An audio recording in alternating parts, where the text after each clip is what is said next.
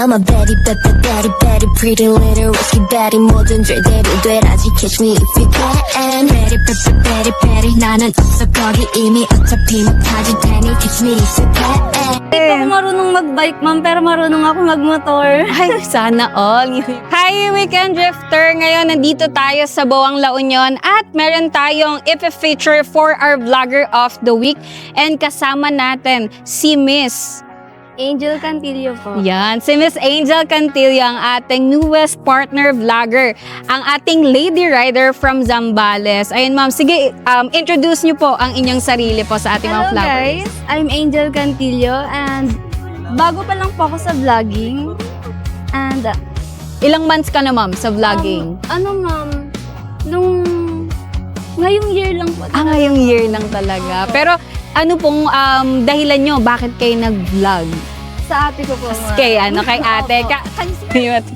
Ayan, ngayon ma'am, saan ka na ang pinakamalayo mong napuntahan? Ma'am, na nakamotor po. Oo, na nakamotor ka. Sa Baguio din, ma'am. Baguio din. And Sagada din po. Wow, sana all nakapagsagala. Kumusta naman po yung experience ninyo sa inyong first long ride? Actually, ma'am, hindi po kasi ako sanay na sa motor na mag-long ride. And ang saya din po pala. And nakaka-enjoy kasi hawak niyo yung oras niyo. Yes, tama. Ayan, we would like to also congratulate you for your milestone, no? Yes, Nagkaroon ka na ng 11,000. I think ngayon nasa around 15K Yes, na. po, 15K Ano po. naman pong feeling na naka-gain ka na ng ganun kalaking followers? Hindi po ako makapaniwala, ma'am, kasi sunod lang po ako talaga sa ate ko sa vlogging. And hindi naman po mataas yung pangarap ko na magkaroon ng ganun karaming followers. And kasi ma'am, TikTok lang po yung mga pinopost ko and mga montage. So, hindi ko pa alam na magbo-boom po din siya. Pero ano yung pinaka nag-boom mo na content? TikTok talaga, ma'am. Sa TikTok? Yung sumayaw po ako.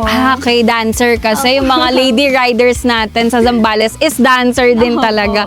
Yun dun kayo nakilala din, no, Yes, as a ma'am. group.